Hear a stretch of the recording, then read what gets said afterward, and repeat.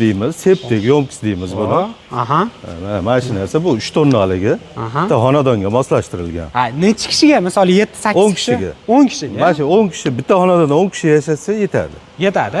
Xo'p, aka, endi qisqacha ishlash tartibini tushuntirib bersa, bunimiz qanaqa qilib 10 kishiga yetadi, qanaqa qilib odamning axlatini yo'q qilib yuboradi. Buni endi hozir tochkalari ochilmagan. Bu yerga olib borib o'rnatgandan keyin bolalar mayda tochkalarni ochib chiqadi. Nechta tochka bo'ladi?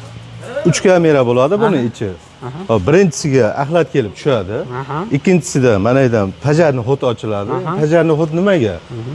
Pamper, salafanni bu yo'q qila olmaydi. Ha, demak, ikkita narsamiz bor. Jaydari tilda aytganda do'stlar, pampers bilan salafandan tashqari xolasiz temir tashing, xolasiz beton tashing yevoradi. 1 kiloli temir tashlasa 1 oyda yeb tashlaydi. Yeb yo'q qiladi. Yo'q qiladi. Yo'q qiladi. Zo'r. Pajarni hut endi o'shanga vaqti kelib bir-biriga o'tadan seksiyasiga tiqilib qoladigan bo'lsa, gavnozda bitta tortizib yuborishadi, ishlab ketaveradi. Ishlab ketaveradi. Xolos, 7 yildan unaqa vaziyat bo'lmadi ham chiqadi. Bo'lgani yo'q.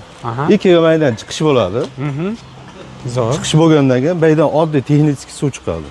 90-95%. Keyin atrofiga drenaj qilinadi, yuzlik trubada. O'sha drenaj orqali yerga ketidan qilib beramiz bundan chiqadi. Demak, do'stlar qaranglar, odamning axlati tushadi, qo'pol bo'lsa ham aytamiz. Odamning axlati tushgandan keyin ma'lum miqdorda odamning axlatida, ya'ni yog' bo'ladi. Buning ichiga bakteriya, ximikat emas, bakteriya tashaladi, tabiiy narsa bo'ladi, ya'ni tirik narsa bo'ladi. Tirik narsa bo'ladi. U narsamiz yeydi odamning axlatini, yegandan keyin odamning axlatini 95-98% gacha texnik suvga aylantiradi. Shu bilan ya'ni suv bo'lib chiqib ketadi. Uni suvini o'g'it o'rnida ham ishlatsa bo'ladi. Adashmasam aytsa. Ha, yerlarni sug'orishga ishlatsa bo'laveradi, ukuloni to'g'ri kelsa bo'laveradi. Ha, bo'ldi, xudo xolasa. Chiqarib yuboradi, yer ham boradi.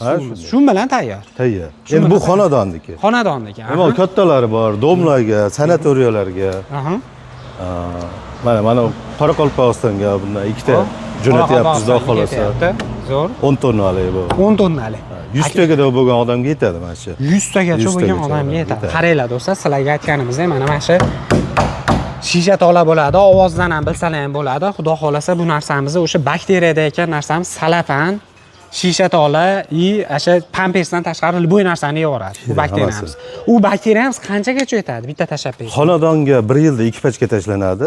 50 ming so'mdan 100 ming so'm rasxoti bor. Ha, 50 ming so'mdan 100 ming so'm. Mana 10 tonnaliklarga 1 oyda 1 pachkadan tashlanadi. Xo'p, ajab nima qilaylik?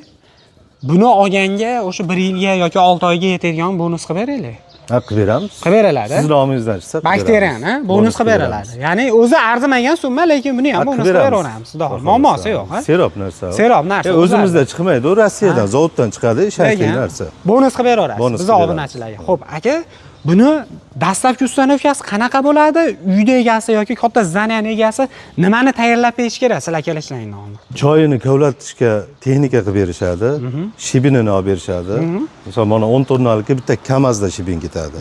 Yoniga. Bir 20 metr, 25 metr u yoq bu yoqda truba ketadi. Kanalizatsiya yuzlik trubasi. Shu uchalasini qilib berishsa, meni bolalarim olib borib o'rnatib beradi. O'sha kelishilgan summaning ichida bo'ladi. Kelishilgan summa. O'zbekiston bo'ylab, Qirg'iziston, Tojikiston hamma joyga bor. Hamma joyga borib o'rnatib berilaveradi. Xudo xolasa do'stlar, aytganimizdek, buni sheben nimaga aytsalar chiqayotgan suvda, ya'ni envorish uchun drenaj vazifasini bajarib beradi. Xudo xolasa. Endi shibin ham o'zi drenaj vazifasini bajaradi. Bundan o'zi texnik suv chiqadi. Shibinga o'tgandan keyin yana ham tozalanadi. Tozalanadi. Yerga ketaveradi. Misol 22-25 kun yomg'ir yog'sa, to'xtamay yer tortib ketaveradi. Sabab yog'lama yo'q uni tarkibida. Bundan ham xuddi o'shanday suv chiqadi. Zo'r. Aytganimizdek do'stlar, qaranglar, 3 ta kamera deylar, bittasi adashmasam oshxona uchun, shu yog'lama uchun. Ya'ni biz o'zbekchilik, musulmonchilik, ya'ni bir-biriga odamning axlati bilan unaqa aralashtirib nima qilib yubormaydi. Undan xavotir olmanglar. U yog'idan xotirjam bo'lsa, bundan suv aralashadi. Suv bo'lib o'tgandan keyin suvi bir-biriga aralashadi. Ya'ni bitta kamera. Axlat bilan oshxona aralashmaydi. Zo'r. Aytganimizdek do'stlar, sizni joyingizda kanalizatsiya yo'q yoki boshqa narsa yo'q, qiynalib ketyapsizmi? Shunday mahalladagilar bilan kelishinglar. 200 kishisiz, 200 kishi, 5000 kishi desiz, 5000 kishiga ham hisob beraveradi. Men hozir Toshkentda gaplashib keldim. 75 ta hovli bor ekan bitta mahallada. Xolos joylar tayyorlashni boshladi. Olib borib o'rnatib beraman o'sha yerga. Mahalladagilar bitta bo'lib mahalladagilar hech qanchadan tushmaydi. Ko'pchilik bo'lsa. Ko'pchilik bo'lsa tushmaydi, lekin xudo xolasa muammo yechiladi. Muammo bir umrga yechiladi. Bir umrga yechiladi. Endi kanalizatsiya tortishga, alohida pul olibga, uni ukloni to'g'ri bo'ldimi? Unaqa muammolar yo'q. Yo'q, unaqa hid ichib ketdi, To'lib qoldi.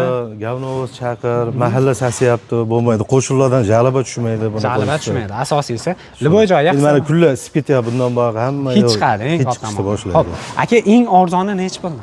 Eng arzoni mana shu 3 tonnaligim vodiy bo'ylab 8 million so'm, Aha. Toshkentga 9 million. Toshkentga Dastlabki montaj ichida Montaj meni bolalarim olib borib, o'sha men aytgan sharoitlarni qilib berishsa, olib borib o'rnatib, tochkalar chiqarib berib kelishadi. U yoqdan olib kelib ulatib qo'yib ishlatishaveradi. Ishlatishaveradi. Endi kattalari bor. Domlarga, sanatoriyalarga, больницаlarga qo'yyapmiz. Uni telefon qilishsa kelishgan holda chiroyli narx qilib beramiz. Eng ko'pi misol uchun aka, menda 5 ming, 10 ming kishilik joy bor desa, qilib beraverasiz. Qilib beramiz. Muammosi yo'q. Hamma joyga qilib Qilib berilaveradi. O'zbekiston, Qirg'iziston qo'shni SNG bo'yicha. Mana bu kattalarim. Aha. Qirg'izistonga Bishkekka ketadi. O'zi xohlasa ertaga Necha kishilik bu? yuklayveramiz. U yerda 10 ta magazin, bitta oshxona bor ekan. O'sha yerga 50 tonnalik 50 tonnalik Bishkekka. Bishkekka ketyapti. Xudo xolasa, demak, bizni qo'shni Qirg'iziston, Tojikiston, Qozog'istondan kuzatayotganlar bo'lsa, bemalol aloqaga chiqaverasizlar. Xudo xolasa, akalar to'liq ma'lumot berishadi. Biz turgan joy Namangan. Namangan tumani Tepaqo'rg'on qishlog'i. Tepaqo'rg'on. Hozir narigi seximizni ham ko'rsatamiz. U yerda Tojikistonga tayyorlayapti. Ha, uni ham ishini bir qator ko'rsatib o'tamiz. Bo'ldi. Do'stlar, mana endi ishlayotgan jarayonlari, aka, xudo xolasa. Bu ikkinchi sexlaymi, nima bu? Bu ikkinchi seximiz. Xudo xolasa, bu qayergacha ketyapti, aka, buni? Tojikistonga ikkalasi. Xudo xolasa. 50 tonnadan ikkita. Bu pashti tayyor bo'lib qoldi, aka. Ha, bugun kechgada tayyor bo'ladi. Orqasida yana o'sha qopqog'i bo'ladi, o'shani qo'yib berilsa bo'ldi. Motorlari bor, motorlar qo'yiladi. Bu qopqoqlari qo'yiladi ikkala tomoniga. Aha. 50 tonnadan ikkita. 50 tonnadan ikkita. Bu ham shu. Bu ham Tojigacha ketyapti, xudo xolasa. Endi bu yerda o'zini maxsus ximikatlari bo'lib, bu bochkamizni nima qilishyapti aka? Bochka Erondan keladi, Somali deydi, kelay bunga ishlatadigan kelay. Kelay bo'ladi, maxsus kelay bo'ladi. Endi ag'a sir, do'stlar, mana aytganingizdek shisha tola bo'ladi. O'zini maxsus mana shunaqa apparat bo'ladi. Aylantirib ham ura beradi. Oddiy OZP bo'laydigan ip emas bu, shisha tolali ip. Ha, shisha tola bo'ladi. Gangi tormaylar. Mana xudo xolasa, chista shisha tola, mana ichi 3 kamerali aytganimizdek, ba'dan o'sha odamning holati chiqib ketaveradi. Xudo xolasa, yarim tayyor holat. Ya'ni cho'rni holatda bo'ladi, xudo xolasa. Menimcha hamma yo'lda qisqacha aytdi aka. Xudo xolasa. Qolgani telefon qilsa. Telefon qilsa, pastda nomerlarga aytishaveradi. Mana shu o'sha qoppog'i bo'ladi, do'stlar. Bu ya'ni qozon emas. Mana shuni shunda olishadi, yopishtirishadi maxsus yana. Hech narsa bo'lmaydi. Sinmaydi.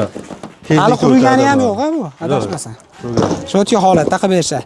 Biz turgan joy Namangan. Namangan tumani Tepaqo'rg'on. Tepaqo'rg'onda turibmiz. Pastda ya'ni Ro'shan aka nomerlarni qoldirdik. Bemalol aloqaga chiqsalaring, to'liq ma'lumot akalarimiz berishadi.